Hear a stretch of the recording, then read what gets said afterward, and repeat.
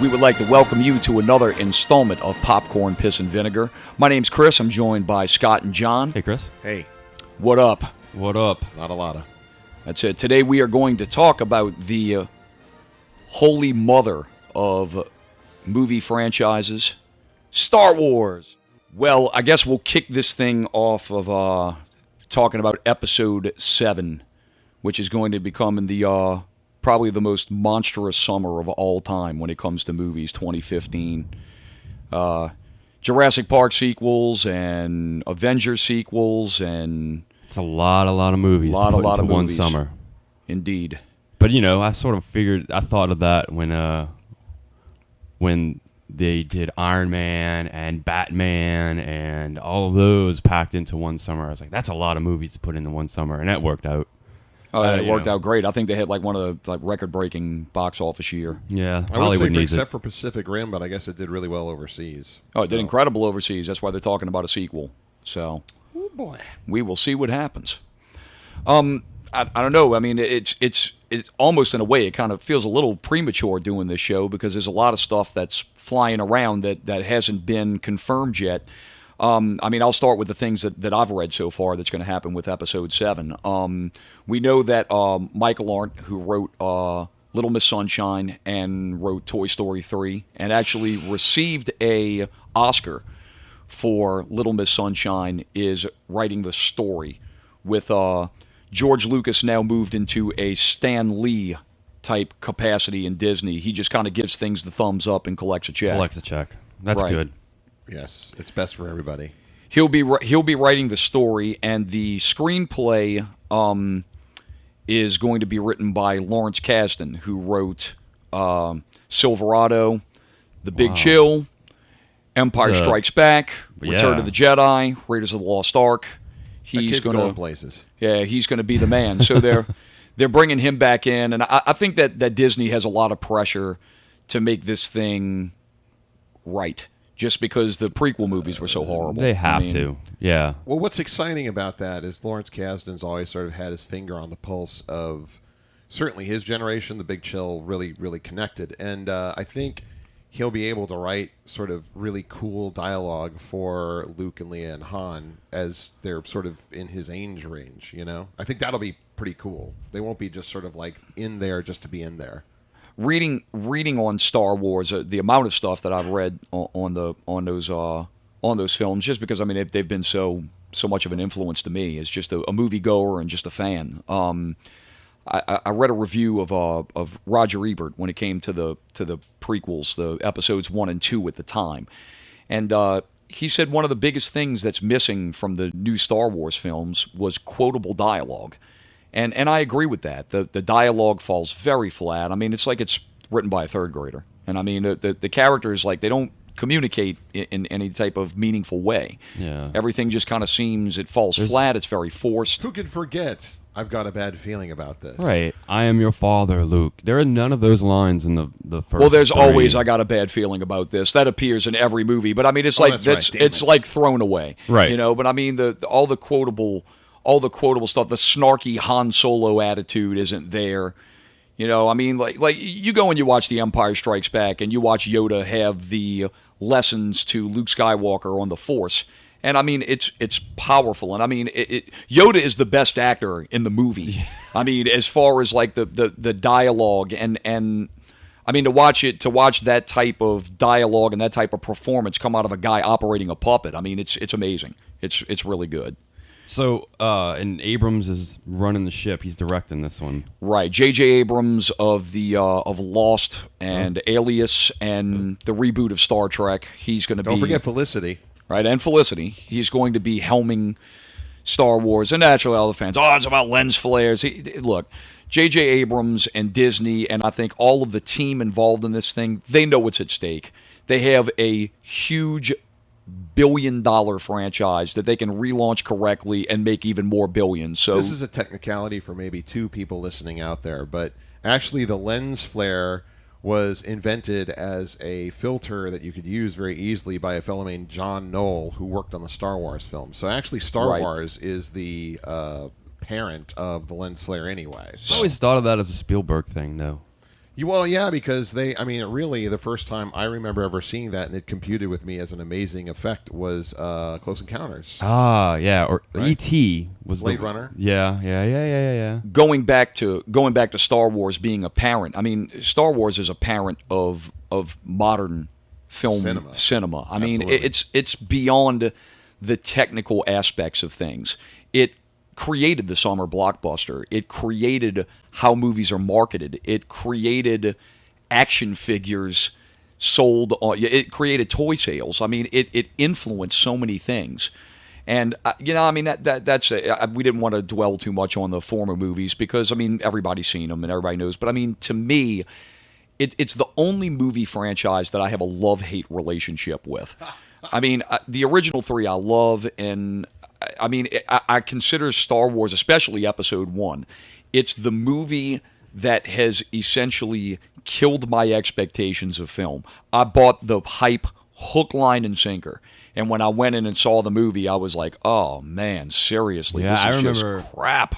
watching the trailer online and just drooling how great this movie is going to be. I was so excited. Oh, this is going to be great. Episode 1. And I mean, I fell for it hard. It was the double lightsaber and then, Darth Maul. like, that you know- is what sold me on getting excited about it. Yep. Watched it, hated it. Episode 2 came out. Trailer. Loved it. Watched the trailer 50 times. Went and saw the movie. Hated it. And then by the number 3, I was like, whatever. So yeah, I mean, But I was still excited about 3 because at least we got to see the Darth Vader mask. We got to see. I was connective excited to tissue. see that too. Yeah, It's just- Episode 3, Revenge of the Obvious. Right. You know, I mean, everything that you were looking, well, here it is. Here's the big Obvious. lava battle that's been talked about for years between It Obi-Wan really and is Anakin. like being in an abusive relationship, right? It's like I just got abused. I can't. Oh, okay, well now they're trying to sell me. They're trying to make me come back. Okay, I'll go back. You're right. Maybe I was harsh. Oh, damn. What am I thinking?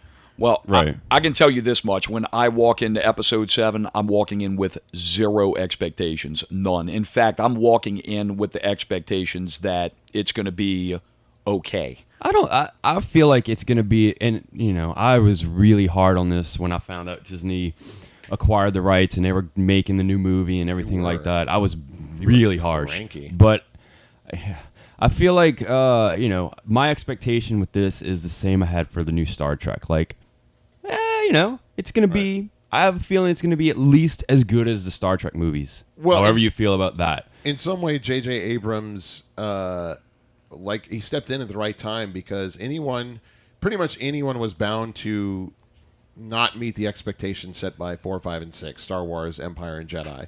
So Lucas, it was his baby, and he shit the bed so thoroughly that it doesn't matter. Like, no one has any expectations. Right, exactly. Yeah, but Abrams knows going in that this has to be good, or else they're gonna unleash internet fury hell on him.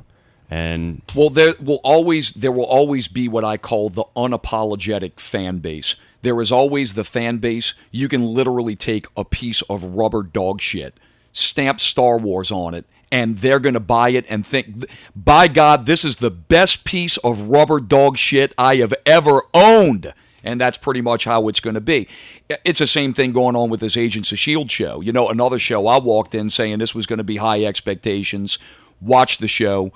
In my opinion, I think the show was god-awful. But I go on the internet, and I mean, there's people that essentially have duplicate opinions of me that I have. Right. Like the show is just... It's throwback to the movies. They're not making any attempt to invent their own stuff. But man, there's like fans who say this is a 5 out of 5 star show. It's the best television show they have ever seen in the history of television kind. wow, Oh, have you and seen people yeah. watch American Idol? Yeah, probably. Right, exactly. But that's the other thing. That's the other thing about the Star Wars, the new Star Wars, is that they're probably gonna make it. They're not gonna even though they're gonna make it for the true fans like us. Like we're expecting some. We want to see some good Star Wars. I think he's also gonna make it for the people who do watch American Idol and are gonna go spend $8, $9, $10 on a movie because it's the movie to go see. Well, George the Lucas- summer blockbuster. Like it's gonna be, and it probably should be for everyone to see. George Lucas You know. is a businessman first and foremost. This is why we have the Ewoks. Yeah. So, there's going to be a prevailing business sensibility. In some ways, that's why when you and I got into a throwdown about Disney, I actually think Disney's going to say, to a certain extent, the genuine fanboy love is a revenue stream in and of itself. Don't be thinking like the kids will come around kind of thing. I'll give George Lucas credit though. For his a lot of people give him a lot of shit, but I'll give him credit where credit is due. The guy really is the definition of an American success story. He went in, he came in as an artist, he wanted to make movies to his vision, and he bucked against the system, even to the point of putting his own salary and his own livelihood on the table, and it paid for him in dividends. And as a result of that, I mean, he created the premier special effects house for Hollywood. I mean, until Weta and all those guys came along, but I mean, he was the end all be all. I mean, every science fiction movie that ever rolled out, I mean, pretty much went through ILM if they were looking for top tier, top notch special effects. Right. And I mean, he created. I mean, and it wasn't only special effects. I mean, it was audio. He had the Skywalker sound. He had the video company. He had LucasArts. He had all of these different companies that he pioneered to give you the total movie-going experience. And I have a lot of respect for him as an entrepreneur, even though I may think that he kind of, like as you said, shit the bed on the prequel series. And he dated Linda Ronstadt, which is a big win. That's a success story. Do you think that maybe George Lucas, Linda Ronstadt, and our local boy Aaron Neville maybe ever did a trio together? Ooh, that's a rather terrifying concept. I'd rather not entertain. I don't know. It's sort of like thinking of your parents having sex. George Oh, Lucas is no sort of way. this Jesus pudgy Christ. dude. I thought he was Exactly. talking about doing a song. I didn't think we were talking about. Yeah, right. Oh, Yeah, I was talking come about on. music. I wasn't Yeah. talking about that. Come on, Maybe man. they had. Yeah. Jesus Lord. So on the other subject of special effects. So I mean, that's the other thing. Like 1, 2, and 3, they were really over special effects, heavy on special effects, not heavy on the speaking dialogue sort of thing. I kind of want flip-flop on that. I want less coolness CGI and more regular people and props. Here, well, before I go on to what you just said, because there is information that's been released on that from J.J. Abrams, but Yeah, and I had read that he kind of wants to keep it. he said he's Yeah. going to do everything. He's going to do everything practically that he can, with CGI only being an aid, and they're also going to shoot the film in 35 millimeter. Yeah, that's awesome. So they're going to go back old school. They're going to bring back to the original trilogy where the prequels were shot in true digital. This is going to be shot in old school 35 millimeter with as many practical effects that they can do.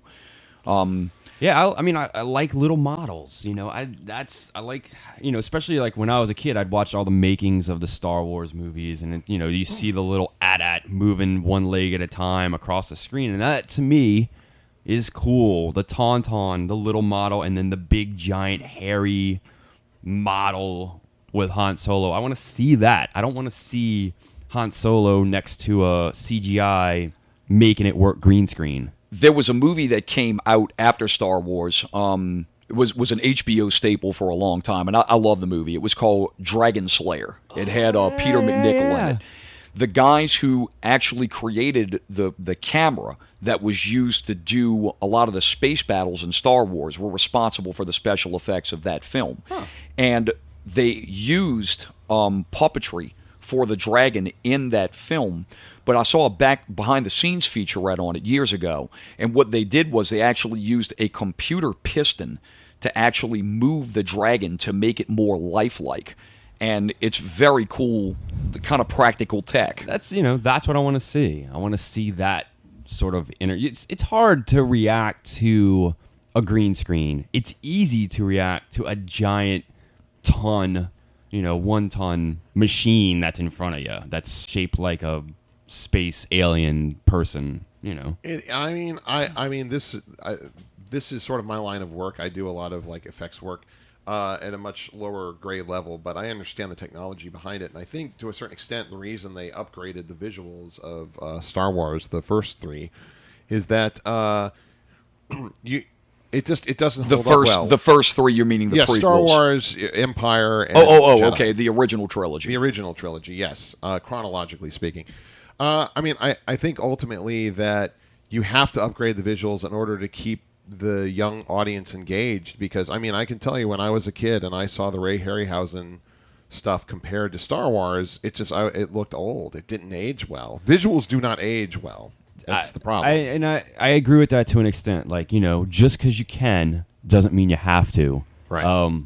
But some of that stuff, it's overkill. The speeder bike through the forest sort of looks bad watching it now. I realize that could have been, but that's a cleanup thing. Does it still look bad? I don't think I ever saw the Jedi reissue. We're not going to talk about the reissues. Are we not?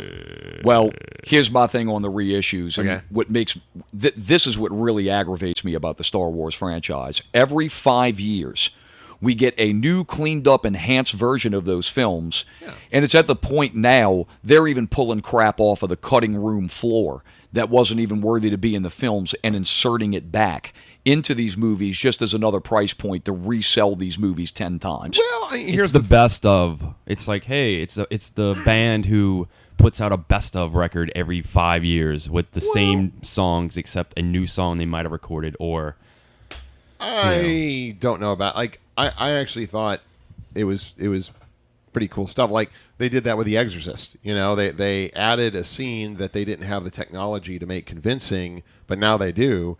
And that crab walk is freaky. So, it is awesome. So I don't disagree with sort of re-exploring.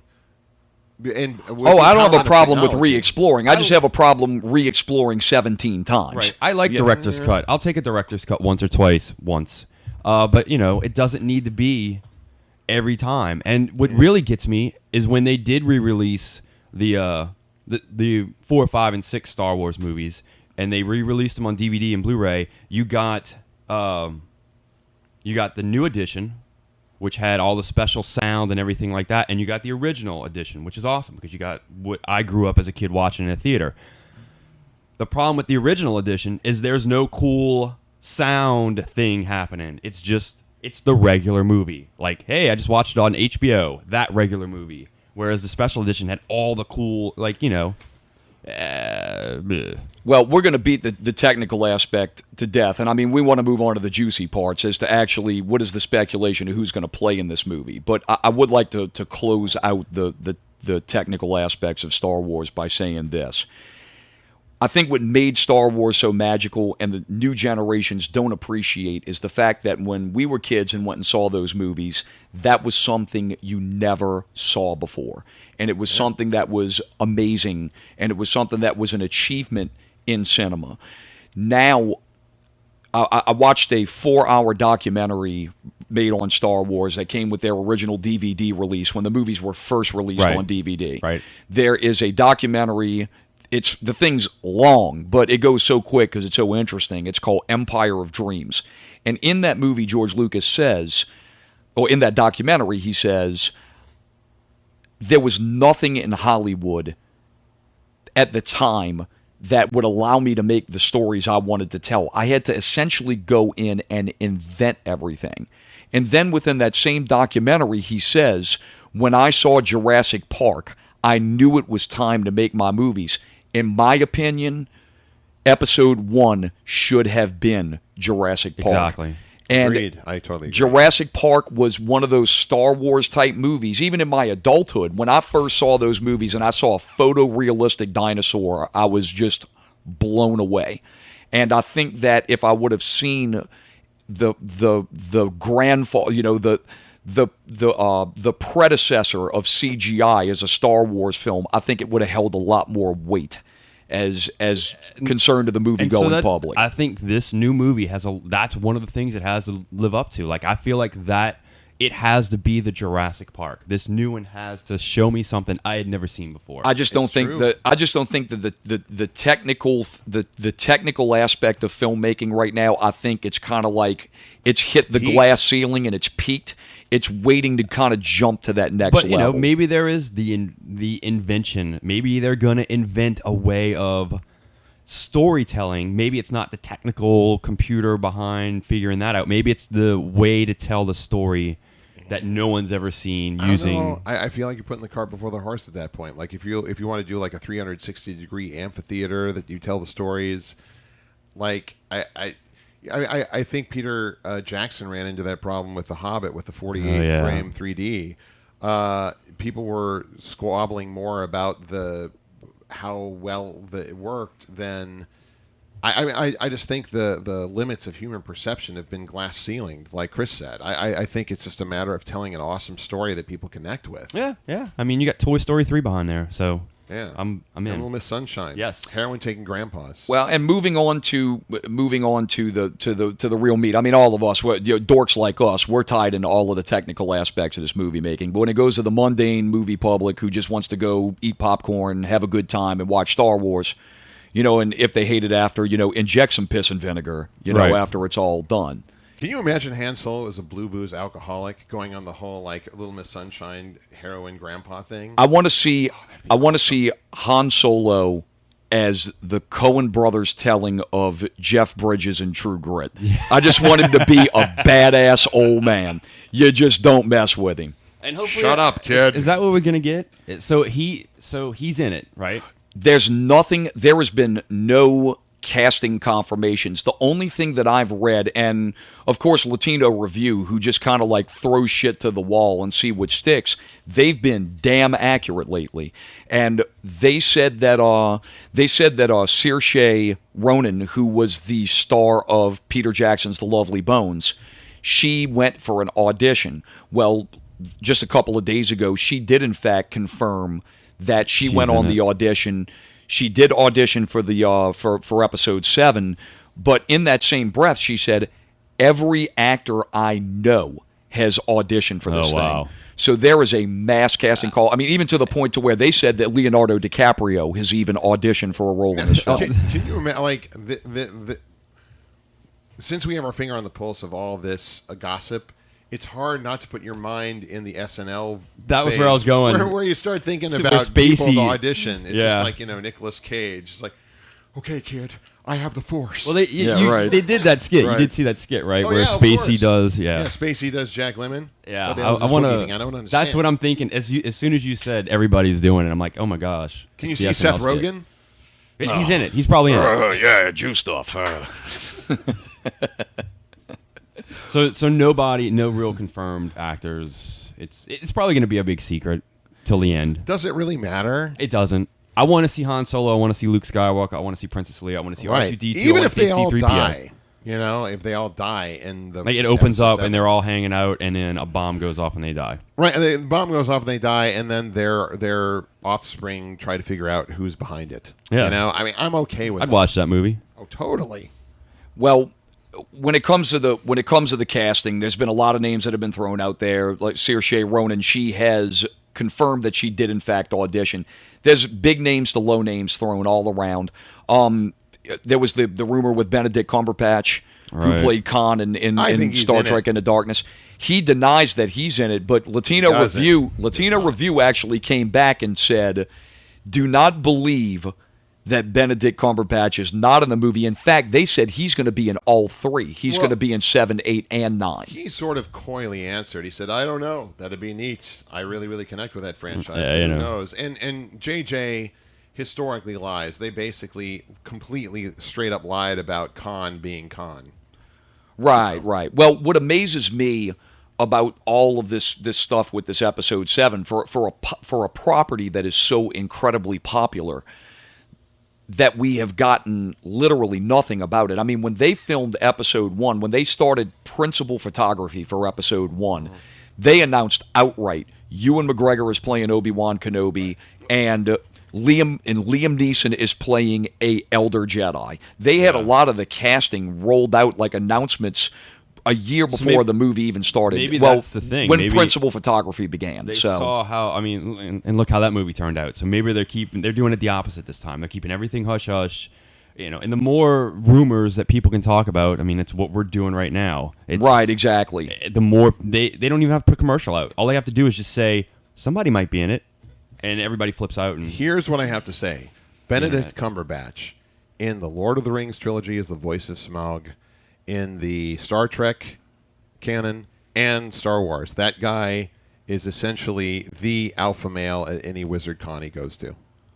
Oh, yeah, definitely. He gets laid It's by like, anyone he wants. what's his name from The Matrix, who was in the Matrix trilogy as Mr. Smith and the Lord of the Ring. Like, he was doing that at the And same Transformers? time. No, Right. Transformers. Yeah, he played Megatron, and Oh. he voiced Megatron. Hugo Weaving. Yeah. Yeah, he I mean, voiced that Megatron. guy, I mean, he was doing that at the same time That's right. Right now he's doing telephone commercials as Agent Smith. as Smith. So there I'll it watch is. him, you know. So Right. Which is the other franchise I have a love-hate relationship with, but this is not the Matrix. Telephone company? Right, This is right. a Star Wars. Well, I mean, talking about casting, and I mean that's the real meat of what everybody's excited to see who's going to play in Did it. you hear about Daniel Day-Lewis? What, for Star Wars? Yes. No. Daniel Day-Lewis has been floated as a name because he was seen eating with George Lucas and Kathleen Kennedy. Now, it could be sheer speculation or incidental, but that's been out there, and Rolling Stone has glommed onto it. And that Well, would be an Rolling Stone is the rag that said Walter White was going to have a 6-movie deal as Lex Luthor in the This DC is true. franchise. I'm just saying, so. Daniel Day-Lewis and Benedict Cumberbatch. It's like dueling accents right there. I'm telling you, it would be pretty amazing. It won't happen, but Right. we can No, hope. it's Well, Harrison Ford, Mark Hamill, and Carrie Fisher have said that they've been in talks, but there's still no confirmation of them playing in the film. I have no doubt they're going to be in it. Yeah. I would be shocked if they don't come with some kind of deal for them to be in those films. I have no doubt they're going to be in their roles. I have heard nothing that would suggest that they would say no. Absolutely nothing. Exactly. Now, outside of Star Wars, of course, Disney has a huge empire. I mean, no pun intended. But they have a television network for they have a network television. They own ABC. They own an animated Cartoon Network style network that they're going to do. They have a show coming out that's going to be Star Wars Rebels, which is going to be an animated series that's going to take place in between episodes 3 and 4, and it's going to be the formation of the rebellion. Did you guys see the Clone Wars as illustrated by the Samurai Jack guy? Yes, those are awesome They're by incredible. Gendy Tartakovsky. Really? Yeah, they're phenomenal. I need to see them. I'll loan Yes. them to you. They're awesome. I love Samurai it was Jack. better. It was better than the prequel movies. all right. And Yeah, the I need shorts to- are only like 3 minutes apiece, and they're better than what the perfect. prequels were. And what about the 3D Clone Wars? I It have was- some friends I of mine mean, that for like, a- show their kids and loved it. Right. I mean, from a family aspect, I've seen an episode here or there, and from looking at it from the scope of it being a family show, it's awesome. It's really well done. It's won several Emmys, but now that Disney has taken it over, they're flat out ending it. It's over. This is going to be the last season. They're ending it, and now they're launching this new series, Star Wars Rebels, which I think they have Freddie Prinze Jr. I think is doing one voice. Yeah. And I can't remember the actor's name. It's one of the guys who played in Lucas's Red Tails, and it's also he's going to be. I've heard, and yes. He's going to be a voice in it as well. And I think Michael B. Jordan, who was on The Wire, and is also going to be in the relaunch of the Rocky franchise. They're doing a Rocky spinoff based on Apollo Creed's grandson, and he's supposed to play That's by the guy Apollo that did Creed's Fruitvale, grandson, right? Which is getting like crazy good reviews. Right, exactly. So, I mean, I guess now we've done a 30-minute episode on speculation, and that's I will certainly revisit. Yeah, we'll come back to it. Yeah, we'll revisit confirmations. I don't think it's necessary to do an entire show on Star Wars again, unless Star Wars will strike back. Unless well, you wanna- Star Wars yeah. will strike back once Episode 7 is released in a couple of years. So. Well, there'll be ample gossip prior to. Of course. Well, I mean, the shooting begins in January. It's going to be at Pinewood Studios in London, so they're going back old school. So As long as Han doesn't shoot first. I am making a prediction. Han Solo will shoot first in these new movies. It will happen. I sure. That hope is for so. fan validation. Right. So we're going to take the last shot here and close out this episode of Popcorn, Piss, and Vinegar. Just to give out some plugs, you can visit www.popcornpissandvinegar.com to listen to shows, and you can also pick up on our After the Show banter, which takes place on Twitter. You can jump in at hashtag PPVGuyTalk. and join the goodness. Hopefully John will show up there one day. Right now it's pretty much Scott and I, but you can jump on with us and join the fun. And we hope to see you there. Take his place. I'm still licking the wounds from your spoiling of Firefly. Oh, I'm sorry. Yeah, I'm being conscious now not to spoil anything, so I'm sorry about that. Thanks. Indeed. You can also follow us at Popcorn Piss and Vinegar on Twitter, and you can also visit us at Popcorn Piss and Vinegar on Facebook. Hope to see you for the next show. Thank you. May the force be with you.